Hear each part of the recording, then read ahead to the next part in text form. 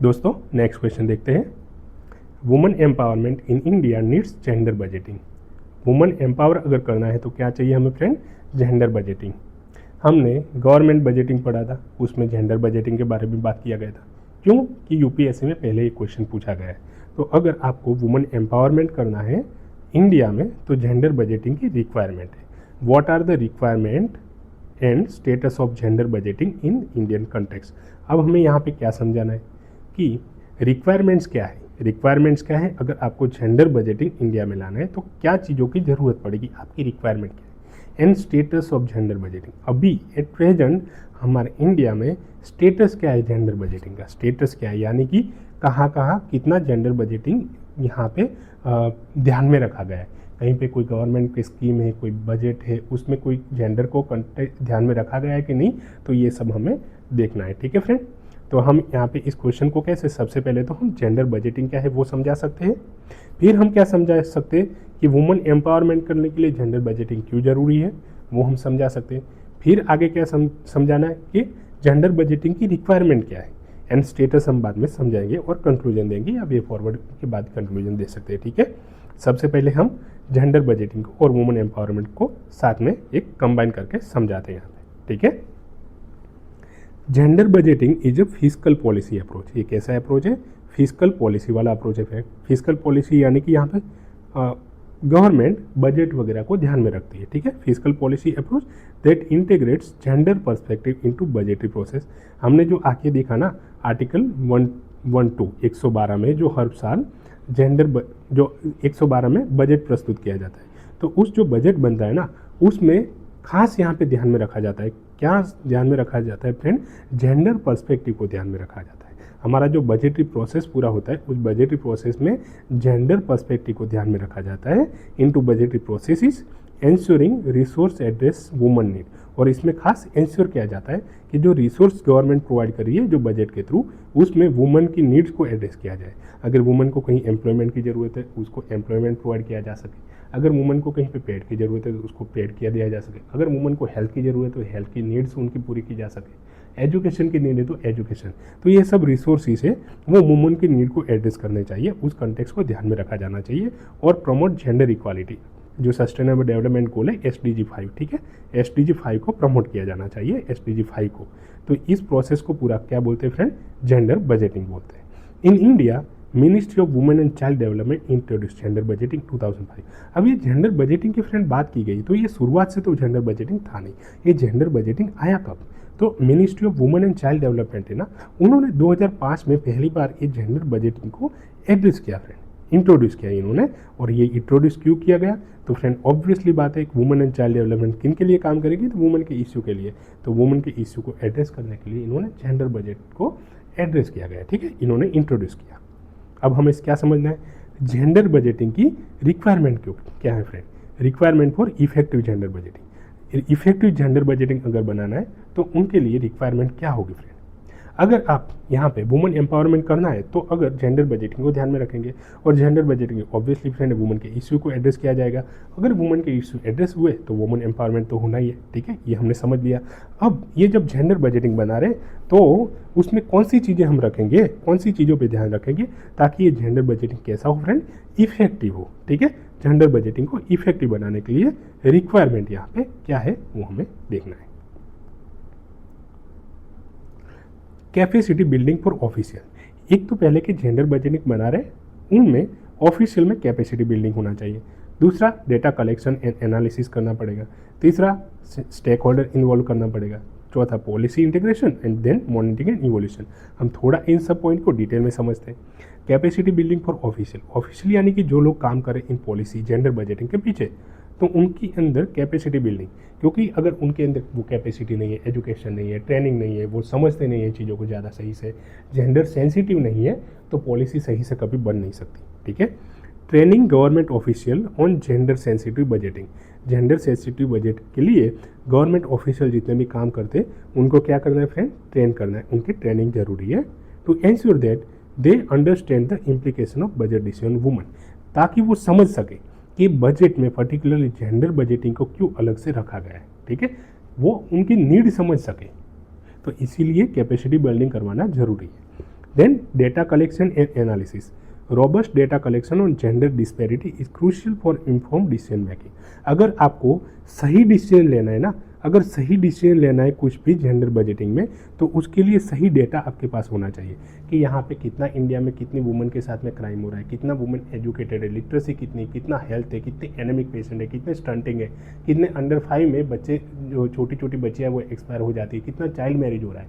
तो ये सब चीज़ों का जो अगर आपके पास एक्यूरेट डेटा होगा फ्रेंड ना, जब एक्यूरेट डेटा होता है तो अच्छे से आप इन्फॉर्म डिसीजन ले पाते हैं, ठीक है। तो उसके लिए भी यहाँ पे जरूरी है and effective gender budgeting, allowing policy maker to identify areas needing intervention, कौन से एरिया में कहाँ पे इंटरवेंशन की ज़रूरत है। अगर आपके पास सही डेटा है कि आपको लगता है कि 100% अब लिटरेटी सब सारी की सारी महिलाएं 100% लिटरेट है, तो अब वहाँ पे आपको ज़्यादा फोकस करने की ज़रूरत नहीं है। अगर कहीं भी एनेमिक पेशेंट, अगर अभी रिपोर्ट आया कि 1/4 इंडिया की लेडीज वो एनेमिक है, तो उनमें अब आपको समझ आ रहा है कि एनीमिया ज़्यादा है, अगर लो तत्व की कमी है तो वहाँ पे अब आपको ज़्यादा इंटरवेंशन करने की ज़रूरत है। तो यहाँ पे डेटा कलेक्शन सही होगा, एनालिसिस ज़्यादा होगा, तो जेंडर बजटिंग सही से बनेगा और जिस एरिया में ज़रूरत है उस एरिया में आप काम करोगे।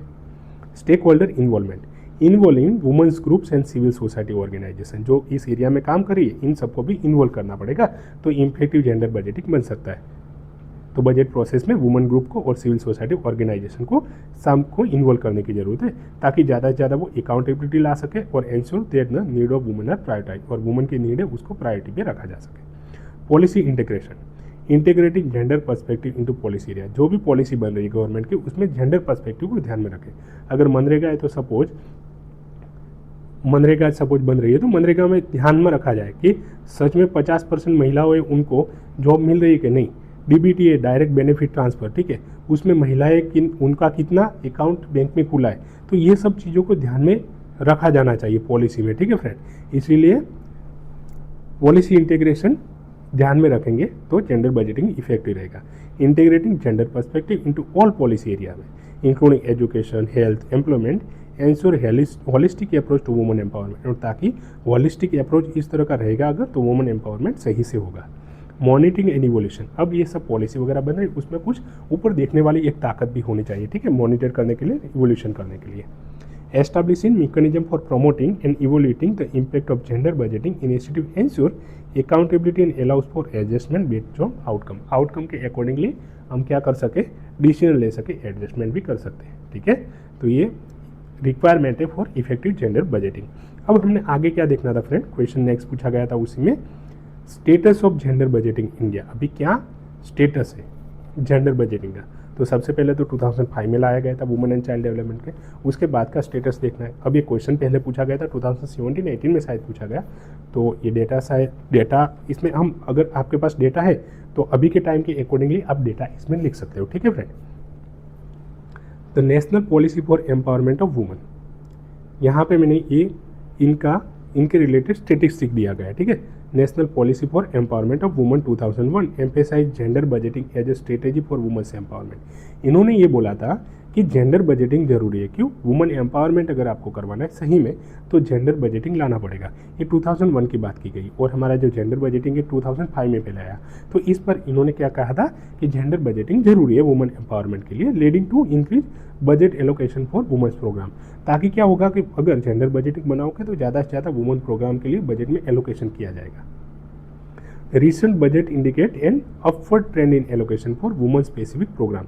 अब क्या है कि जो रिसेंट में बजट आ रहे हैं ना उसमें ऐसा देखा गया है कि ट्रेंड थोड़ा कैसा है, अपवर्ड ट्रेंड देखने को मिल रहा है कि वुमेन स्पेसिफिक जो जितने प्रोग्राम है उसमें क्या एलोकेशन बढ़ रहा है, reflecting growing recognition of importance of gender budgeting. इसका मतलब है कि जेंडर बजट को ध्यान में रखा जा रहा है। दिल्ली गवर्नमेंट इसमें काफ़ी अच्छा कर रही है, उन्होंने जेंडर बजटिंग पे काफ़ी ध्यान रखा है, ठीक है फ्रेंड। दिल्ली गवर्नमेंट ने काफ़ी ध्यान रखा है और बहुत सारी के जैसे लाडली बहन योजना है या नमो ड्रोन दीदी स्कीम है, ठीक है, या सेल्फ हेल्प ग्रुप को प्रमोट करना या मिनिस्ट्री ऑफ कोऑपरेशन बनना, सहकारी विभाग, ये सब फ्रेंड इसमें जेंडर को ज़्यादा से ज़्यादा तवज्जो दी जाती है, ठीक है, जेंडर को ज़्यादा से ज़्यादा तवज्जो दी जा रही है। तो इसका मतलब कि जेंडर बजटिंग अपवर्ड ट्रेंड में है। Ministry of finance and ministry of women and child development ने कोलैब किया है to develop gender sensitive budget guideline बनाने के लिए, प्रमोटिंग इंटर डिपार्टमेंटल कोहेरेंस, अलग अलग डिपार्टमेंट भी साथ में मिलकर काम कर रहे हैं friend gender sensitive budget guideline बनाने के लिए। यहाँ पे ministry of finance and ministry of women and child development साथ में मिलकर काम कर रहे हैं। यूएन वुमेन ने क्या बोला है, तो UN women have recognize India gender budgeting initiative at international forum. इन्होंने इंडिया का जो हमारा जेंडर बजट है उसको इंटरनेशनल फोरम में इनकी तारीफ की गई है, highlighting its innovative approach to enhancing women's empowerment through physical policy. कैसे फिजिकल पॉलिसी, कैसे बजट प्रोसेस से वुमेन को एम्पावरमेंट किया जा सकता है, वो किसी को इंडिया से सीखना चाहिए, ऐसा यूएन वुमेन ने ग्लोबल फोरम में बोला है। ग्लोबल फोरम में, इंटरनेशनल फोरम में बोला है कि ये एक इनोवेटिव अप्रोच है। ठीक है, तो ये status of gender budgeting in India, इसमें हमने बात कर लिया। एक तो national policy for empowerment of women, उन्होंने सजेस्ट किया था कि जेंडर बजटिंग लाना चाहिए। ठीक है, ये बात फिर अपवर्ड ट्रेंड हाल के बजट में देखने को मिला है, अभी के बजट में वुमेन स्पेसिफिक प्रोग्राम में, ये हम लिख सकते हैं। तीसरा क्या है, women and ministry of finance and ministry of women and child development, ये दोनों कोलेबोरेशन कर रहे हैं इसी चीज़ के लिए, ये हम लिख सकते हैं। और चौथा क्या लिख सकते हैं, यूएन वुमेन ने हमारी तारीफ की है कि एक इनोवेटिव अप्रोच है और ये वर्ल्ड को सीखना चाहिए इंडिया से कि कैसे फिजिकल पॉलिसी के थ्रू वुमेन एम्पावरमेंट किया जा सकता है। और लास्ट में हम इसमें क्या लिख सकते हैं, हम कंक्लूजन दे सकते हैं कि gender budgeting is a crucial for women's empowerment in India. India में वुमेन एम्पावरमेंट करने के लिए क्रूशियल है, जरूरी है, रिक्वायरिंग इफेक्टिव इम्प्लीमेंटेशन करने के लिए, रॉबस्ट फ्रेमवर्क बनाने के लिए एंड स्टेक होल्डर इन्वॉल्वमेंट के लिए। It's successful execution can significantly enhance gender equality and social justice.